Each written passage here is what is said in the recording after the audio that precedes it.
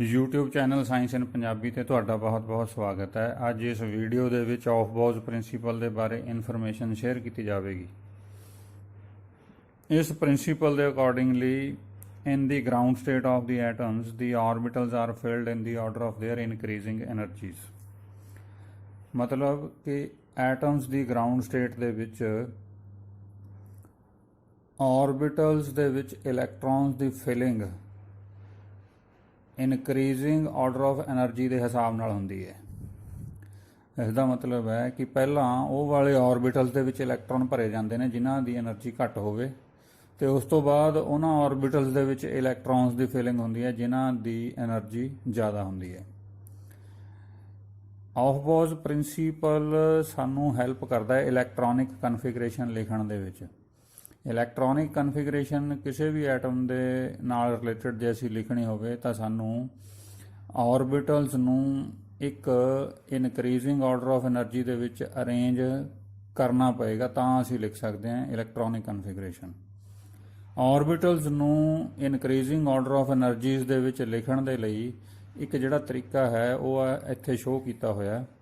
ਉਹਦੇ ਵਾਸਤੇ ਅਸੀਂ ਪਹਿਲਾਂ ਆਰਬਿਟਲਸ ਨੂੰ ਇਸ ਤਰੀਕੇ ਨਾਲ ਲਿਖਾਂਗੇ ਕਿ ਪਹਿਲਾਂ ਅਸੀਂ ਉੱਪਰ ਲਿਖਿਆ 1s, ਫਿਰ 2s, 3s, 4s, 5s, 6s, 7s, ਫਿਰ p ਆਰਬਿਟਲਸ ਨੂੰ ਲਿਖ ਲਿਆ 2p, 3p, 4p, 5p, 6p, 7p ਤੱਕ, ਫਿਰ d ਆਰਬਿਟਲਸ 3d, 4d, 5d, 6d, ਉਸ ਤੋਂ ਬਾਅਦ f ਆਰਬਿਟਲਸ 4f ਤੇ 5f। ਉਸ ਤੋਂ ਬਾਅਦ ਅਸੀਂ ਇਸ ਤਰੀਕੇ ਦੇ ਨਾਲ ਐਰੋ ਲਗਾਏ, ਤੇ ਜਦੋਂ ਐਰੋ ਅਸੀਂ ਲਗਾ ਲੈਂਦੇ ਹਾਂ ਉਸ ਤੋਂ ਬਾਅਦ ਇਹਦੇ ਵਿੱਚ ਜਿਹੜਾ 1s ਆਰਬਿਟਲ ਹੈ ਇਹ ਸਭ ਤੋਂ ਪਹਿਲੇ ਨੰਬਰ ਤੇ ਲੋਐਸਟ એનર્ਜੀ ਵਾਲਾ ਆਰਬਿਟਲ ਹੈ। ਉਸ ਤੋਂ ਬਾਅਦ ਅਸੀਂ ਐਰੋਜ਼ ਨੂੰ ਡਾਟਡ ਲਾਈਨ ਦੇ ਨਾਲ ਇੱਕ ਦੂਸਰੇ ਨਾਲ ਜੋੜ ਦਿੱਤਾ। ਇੱਕ ਐਰੋ ਦਾ ਹੈਡ ਦੂਸਰੇ ਐਰੋ ਦੀ ਟੇਲ ਦੇ ਨਾਲ ਜੋੜਿਆ। ਇਸੇ ਤਰ੍ਹਾਂ ਸੈਕਿੰਡ ਐਰੋ ਜਿਹੜਾ ਹੈ ਉਹਦਾ ਹੈਡ ਦੂਸਰੇ ਐਰੋ ਦੀ ਟੇਲ ਦੇ ਨਾਲ ਜੋੜਿਆ। ਇਸੇ ਤਰ੍ਹਾਂ ਬਾਕੀਆਂ ਨੂੰ। ਇਸ ਦੇ ਵਿੱਚ ਹੁਣ 1s ਵਾਲੀ ਸਾਈਡ ਤੋਂ ਅਸੀਂ ਸ਼ੁਰੂ ਹੋ ਜਾਵਾਂਗੇ ਤੇ ਇਸ ਲਾਈਨ ਦੇ ਉੱਤੇ ਚੱਲੀ ਜਾਣਾ। ਉਸ ਜਿਹੜਾ ਵੀ ਆਰਬਿਟਲ ਉਸ ਤੋਂ ਬਾਅਦ ਆਏਗਾ ਉਹ ਹਾਇਰ એનર્ਜੀ ਵਾਲਾ ਆਰਬਿਟਲ ਹੋਏਗਾ। ਇਸ ਹਿਸਾਬ ਨਾਲ ਅਸੀਂ ਦੇਖ ਸਕਦੇ ਹਾਂ ਕਿ ਜਿਹੜਾ 1s ਆਰਬਿਟਲ ਹੈ ਉਸ ਦੀ એનર્ਜੀ ਸਭ ਤੋਂ ਘੱਟ, ਅਤੇ ਜਿਹੜਾ ਆਰਬਿਟਲ 7p ਹੈ ਇਹਦੀ એનર્ਜੀ ਸਭ ਤੋਂ ਜ਼ਿਆਦਾ।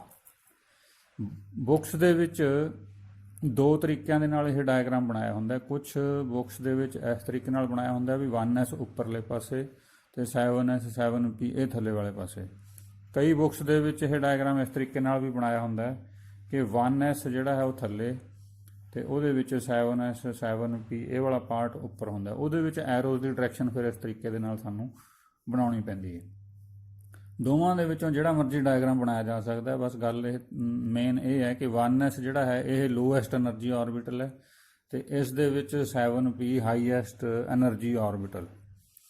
Lowest energy orbital is written first and other orbitals having more energy are written according to increasing order of energies. ਜਦੋਂ ਅਸੀਂ ਆਰਬਿਟਲਸ ਨੂੰ ਅਰੇਂਜ ਕਰਨਾ ਹੈ ਅਕੋਰਡਿੰਗ ਟੂ ਐਨਰਜੀ ਤਾਂ ਅਸੀਂ ਸਭ ਤੋਂ ਪਹਿਲਾਂ ਲੋਐਸਟ એનર્ਜੀ ਵਾਲਾ ਆਰਬਿਟਲ ਲਿਖਾਂਗੇ। ਲੋਐਸਟ એનર્ਜੀ ਵਾਲਾ ਆਰਬਿਟਲ ਹੈਗਾ 1s। ਇਸ ਡਾਇਗਰਾਮ ਦੇ ਅਕੋਰਡਿੰਗਲੀ 1s ਤੋਂ ਬਾਅਦ ਆਉਂਦਾ 2s, ਇਸ ਕਰਕੇ ਅਸੀਂ ਇੱਥੇ 2s ਲਿਖਿਆ। 2s ਤੋਂ ਬਾਅਦ ਐਰੋ ਤੋਂ ਅੱਗੇ ਹੈ 2p, ਫਿਰ 3s, ਉਸ ਤੋਂ ਬਾਅਦ ਅਗਲਾ ਐਰੋ 3p, ਫਿਰ 4s, ਫਿਰ 3d, 4p, 5s, ਇਸੇ ਤਰ੍ਹਾਂ ਬਾਕੀ ਹੋਰ ਵੀ ਲਿਖੇ ਜਾ ਸਕਦੇ ਨੇ। ਨੈਕਸਟ ਹੈ ਬੋਹਰ-ਬਰੀ ਰੂਲ। ਇਹ ਰੂਲ ਜਿਹੜਾ ਹੈ ਇਹ ਸਾਨੂੰ ਆਰਬਿਟਲਸ ਨੂੰ ਇਨਕਰੀਜ਼ਿੰਗ ਆਰਡਰ ਆਫ ਐਨਰਜੀ ਦੇ ਵਿੱਚ ਅਰੇਂਜ ਕਰਨ ਦੇ ਵਿੱਚ ਹੈਲਪਫੁਲ ਹੁੰਦਾ ਹੈ। ਇਸ ਰੂਲ ਦੇ ਨਾਲ ਅਸੀਂ ਇਹ ਫਾਈਂਡ ਆਊਟ ਕਰ ਸਕਦੇ ਹਾਂ ਕਿ ਕਿਹੜੇ ਆਰਬਿਟਲ ਦੀ ਐਨਰਜੀ ਜ਼ਿਆਦਾ ਹੋਏਗੀ ਤੇ ਕਿਹੜੇ ਦੀ ਘੱਟ। This rule helps to find out the increasing order of energies of various orbitals on the basis of values of n plus L for any orbital। ਕਿਸ ਬੇਸਿਸ ਦੇ ਉੱਤੇ ਬੋਹਰ-ਬਰੀ ਰੂਲ ਕੰਮ ਕਰਦਾ ਹੈ? ਉਹ ਬੇਸ ਹੈਗਾ n ਤੇ L ਦੀਆਂ ਵੈਲਿਊਜ਼, ਉਹਨਾਂ ਨੂੰ ਪਲੱਸ ਕਰਕੇ ਅਸੀਂ ਫਾਈਂਡ ਆਊਟ ਕਰ ਸਕਦੇ ਹਾਂ। ਕਿ ਕਿਹੜੇ ਆਰਬਿਟਲ ਦੀ એનર્ਜੀ ਜ਼ਿਆਦਾ ਤੇ ਕਿਹੜੇ ਆਰਬਿਟਲ ਦੀ એનર્ਜੀ ਘੱਟ। ਹੁਣ ਇਹ n+l ਕੀ ਚੀਜ਼ ਹੈ? n ਹੈਗਾ value of principal quantum number, ਤੇ ਜਿਹੜਾ ਸਮਾਲ l ਹੈ it is the value of azimuthal quantum number. ਸਾਨੂੰ ਇਹ ਹਮੇਸ਼ਾ ਹੀ ਧਿਆਨ ਦੇ ਵਿੱਚ ਰੱਖਣਾ ਹੁੰਦਾ ਹੈ ਕਿ n ਦੀ ਜਿਹੜੀ ਵੈਲਿਊ ਹੁੰਦੀ ਹੈ it is always more than l। n the value ਹਮੇਸ਼ਾ ਹੀ l ਨਾਲੋਂ ਜ਼ਿਆਦਾ ਹੁੰਦੀ ਹੈ, ਇਹ ਕਦੇ ਬਰਾਬਰ ਨਹੀਂ ਹੋ ਸਕਦੀ। It can not be equal. According to this rule, lower the value of n+l, lower is the energy of orbital and such an orbital will be filled up first. ਇਸ ਰੂਲ ਦੇ accordingly lower the value of n+l, ਵੀ ਜੇ n+l ਦੀ value ਘੱਟ ਹੋਵੇਗੀ ਜਿਹੜੇ ਵੀ orbital ਵਾਸਤੇ, lower is the energy of the orbital, ਉਸ orbital ਦੀ energy ਵੀ ਘੱਟ ਹੋਏਗੀ ਜਿਹੜੇ ਆਰਬਿਟਲ ਦੀ n+l ਵੈਲਿਊ ਘੱਟ।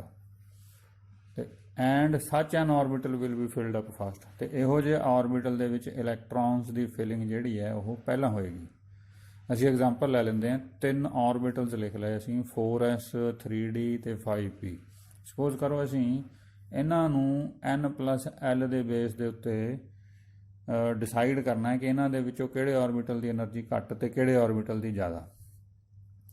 ਹੁਣ 4s ਵਾਸਤੇ n+l ਦੀ ਵੈਲਿਊ ਲਿਖਾਂਗੇ, 3d ਦੇ ਵਾਸਤੇ ਵੀ ਲਿਖਾਂਗੇ n+l ਦੀ ਵੈਲਿਊ, ਤੇ 5p ਵਾਸਤੇ ਵੀ ਲਿਖਾਂਗੇ n+l। n ਤਾਂ ਉਹੀ ਵੈਲਿਊ ਹੁੰਦੀ ਹੈ ਜਿਹੜਾ ਮੂਹਰੇ ਜਿਹੜਾ ਪਹਿਲਾਂ ਅੱਖਰ ਲਿਖਿਆ ਹੁੰਦਾ, 4 ਜਿਵੇਂ ਲਿਖਿਆ ਹੋਇਆ ਪਹਿਲਾਂ ਦੇ ਇਹਦੇ ਵਿੱਚ 4s ਦੇ ਵਿੱਚ ਲਿਖਿਆ 4, ਇਹ ਹੋ ਗਈ ਵੈਲਿਊ n ਦੀ। 3d ਦੇ ਵਿੱਚ 3 ਲਿਖਿਆ ਹੋਇਆ, ਇਹ ਵੈਲਿਊ ਹੈ ਪ੍ਰਿੰਸੀਪਲ ਕੁਆਂਟਮ ਨੰਬਰ ਦੀ 3। ਇਸੇ ਤਰ੍ਹਾਂ 5p ਦੇ ਵਿੱਚ 5 ਲਿਖਿਆ ਹੋਇਆ ਪ੍ਰਿੰਸੀਪਲ ਕੁਆਂਟਮ ਨੰਬਰ n ਦੀ ਵੈਲਿਊ, ਇਸ ਕਰਕੇ ਇੱਥੇ ਲਿਖਿਆ ਸੀ 5। s ਜਿਹੜਾ ਹੈ ਐਜ਼ੀਮੂਥਲ ਕੁਆਂਟਮ ਨੰਬਰ ਦੀ ਵੈਲਿਊ ਜਦੋਂ 0 ਹੋਵੇ ਤਾਂ s ਲਿਖਿਆ ਜਾਂਦਾ, ਇਸ ਕਰਕੇ ਇੱਥੇ ਅਸੀਂ 0 ਲਿਖਿਆ। ਜੇ ਐਜ਼ੀਮੂਥਲ ਕੁਆਂਟਮ ਨੰਬਰ ਦੀ ਵੈਲਿਊ 1 ਹੋਵੇ ਤਾਂ ਫਿਰ ਆਰਬਿਟਲ p ਹੁੰਦਾ, ਇਸ ਕਰਕੇ p ਵਾਸਤੇ ਇੱਥੇ 1 ਲਿਖਿਆ। ਜਦੋਂ ਐਜ਼ੀਮੂਥਲ ਕੁਆਂਟਮ ਨੰਬਰ ਦੀ ਵੈਲਿਊ 2 ਹੋਵੇ ਤਾਂ ਉਹਦੇ ਵਾਸਤੇ ਫਿਰ ਸਿੰਬਲ d ਯੂਜ਼ ਕੀਤਾ ਜਾਂਦਾ, ਇਸ ਕਰਕੇ d ਵਾਸਤੇ ਅਸੀਂ 2 ਲਿਖਿਆ। ਤੇ n+l ਇਹਨਾਂ ਨੂੰ ਪਲੱਸ ਕਰਕੇ ਸਾਡੇ ਕੋਲ 3 ਵੈਲਿਊਜ਼ ਆ ਗਈਆਂ, 4 + 0 4, 3 + 2 5, 5 + 1 6, 4 5 ਤੇ 6। ਹੁਣ ਇਹਦੇ ਵਿੱਚੋਂ 4 ਸਭ ਤੋਂ ਛੋਟੀ ਵੈਲਿਊ ਹੈ, 5 ਉਸ ਤੋਂ ਵੱਡੀ, 6 ਉਸ ਤੋਂ ਵੱਡੀ। ਇਹਦਾ ਮਤਲਬ 4 4s ਵਾਸਤੇ ਵੈਲਿਊ ਆਈ ਸੀ, 4s ਦੀ એનર્ਜੀ ਇਹਨਾਂ ਤਿੰਨਾਂ ਦੇ ਵਿੱਚੋਂ ਸਭ ਤੋਂ ਘੱਟ। ਉਸ ਤੋਂ ਵੱਧ એનર્ਜੀ ਹੈ 3d ਦੀ, ਉਸ ਤੋਂ ਵੱਧ ਹੈ 5p the. Energy of 4s 3d and 5p is in the following order. 4s the energy ਜ਼ਿਆਦਾ ਹੈ 3d ਤੋਂ, 3d ਤੋਂ ਜ਼ਿਆਦਾ એનર્ਜੀ ਹੈ 5p ਦੀ। ਇਹ ਵੀ ਹੋ ਸਕਦਾ ਹੈ ਕਿ ਜਦੋਂ ਅਸੀਂ n+l ਰੂਲ ਦੇ ਨਾਲ ਕਿਸੇ ਆਰਬਿਟਲ ਦੀ એનર્ਜੀ ਫਾਈਂਡ ਆਊਟ ਕਰਨ ਦੀ ਕੋਸ਼ਿਸ਼ ਕਰੀਏ ਤਾਂ 2 ਆਰਬਿਟਲਸ ਦੇ ਵਾਸਤੇ n+l ਦੀ ਵੈਲਿਊ ਸੇਮ ਆ ਜਾਵੇ, ਇਹ ਵੀ ਹੋ ਸਕਦਾ ਹੈ। ਅਜਿਹੇ ਕੇਸਾਂ ਦੇ ਵਾਸਤੇ n+l ਰੂਲ ਦੇ ਵਿੱਚ ਲਿਖਿਆ ਹੋਇਆ ਹੈ ਕਿ if 2 orbitals have same value of n+l then orbital with the lower value of n has lower energy and is filled up first। ਜੇ ਕਿਸੇ 2 ਆਰਬਿਟਲ ਵਾਸਤੇ n+l ਦੀ ਵੈਲਿਊ ਸੇਮ ਆ ਜਾਵੇ ਤਾਂ ਅਸੀਂ ਫਿਰ ਸਿਰਫ n ਦੀ ਵੈਲਿਊ ਦੇਖਣੀ ਹੈ ਕਿ ਕਿਹੜੇ ਦੇ ਵਿੱਚ n ਦੀ ਵੈਲਿਊ ਘੱਟ ਹੈ। ਜਿਸ ਆਰਬਿਟਲ ਵਾਸਤੇ n ਦੀ ਵੈਲਿਊ ਘੱਟ ਹੋਏਗੀ ਫਿਰ ਉਹਦੇ એનર્ਜੀ ਘੱਟ ਹੋਏਗੀ ਤੇ ਉਹਦੇ ਵਿੱਚ ਇਲੈਕਟ੍ਰੋਨਸ ਪਹਿਲਾਂ ਫਿਲ ਹੋਣਗੇ। ਫॉर ਐਗਜ਼ਾਮਪਲ ਆਪਾਂ 2p ਤੇ 3s ਦੀ ਐਗਜ਼ਾਮਪਲ ਲੈ ਲੈਂਦੇ ਹਾਂ। Out of 2p and 3s ਜਦੋਂ ਇਹਨਾਂ ਦੀ ਅਸੀਂ n+l ਵੈਲਿਊ ਦੇਖਦੇ ਹਾਂ ਤਾਂ ਦੋਵਾਂ ਦੇ ਵਿੱਚ ਆਨਸਰ ਜਿਹੜਾ ਹੈ ਉਹ 3 ਆਉਂਦਾ। n+l ਦੀ ਵੈਲਿਊ 3 ਹੈ ਦੋਵਾਂ ਦੇ ਵਿੱਚ, ਕਿਉਂਕਿ n ਦੀ ਵੈਲਿਊ 2p ਵਾਸਤੇ 2 ਹੈ ਤੇ l ਦੀ ਵੈਲਿਊ ਜਿਹੜੀ ਹੈ ਉਹ 1 ਹੈ, 2 + 1 3। 3s ਆਰਬਿਟਲ ਵਾਸਤੇ n ਦੀ ਵੈਲਿਊ 3 ਤੇ l ਜਿਹੜਾ ਐਜ਼ੀਮੂਥਲ ਕੁਆਂਟਮ ਨੰਬਰ ਹੈ ਉਹਦੀ ਵੈਲਿਊ 0। ਦੋਹਾਂ ਦੇ ਵਿੱਚ